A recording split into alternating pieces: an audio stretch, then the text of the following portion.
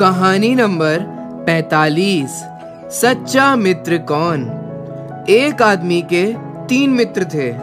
उनमें से पहले 2 के प्रति उसे बहुत आदर था, अतः उनसे वह बहुत अधिक प्रेम करता था। तीसरे के प्रति उसने ध्यान नहीं दिया और ना कभी उस तीसरे मित्र की चिंता ही की। एक बार उस आदमी पर बहुत कठिन प्रसंग आ पड़ा। उसे इस बात का निश्चय हो गया कि उसे कोर्ट में खड़ा होना पड़ेगा और उसका अनादर होगा। वह अपने पहले मित्र के पास गया और उससे अपनी सहायता करने तथा कोर्ट में चलने के लिए प्रार्थना की, लेकिन उस मित्र ने उसे साफ ठुकरा दिया। वह बोला, कोर्ट की बात तो बहुत दूर रही, मैं तुम्हारे साथ एक कदम भी नहीं चलूंगा।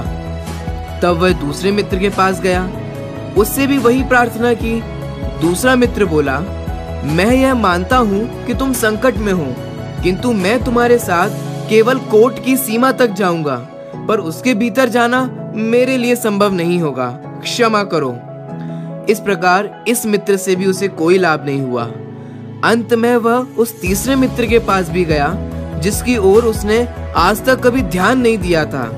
उस मित्र ने उसके साथ कोर्ट में चलना स्वीकार किया। इतना ही नहीं, अपितु उसने जज के सामने उसकी ओर से अत्यंत प्रभावपूर्ण रूप से पैरवी की और उसे दोष मुक्त कराया। तब उसे उस मित्र के प्रति उपेक्षा करने का पश्चाताप हुआ। उस आदमी के 3 मित्र थे। पहला संपत्ति, दूसरा संबंधी, तीसरा सद्धर्म।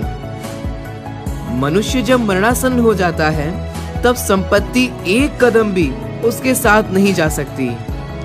उसके संबंधी लोग शमशान तक उसका साथ देते हैं, उससे आगे वे उसके साथ नहीं जा सकते। परंतु उसके द्वारा किया हुआ सद्धर्म अंत तक उसका साथ देता है और उसे दोष मुक्त कराता है।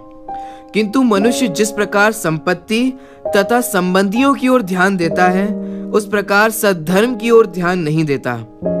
अतः हमें इस बात पर गंभीरता से विचार करना चाहिए और सच्चे मित्र स्वरूप सत्य धर्म करने में अपना मनुष्य भव का अमूल्य समय लगाना चाहिए।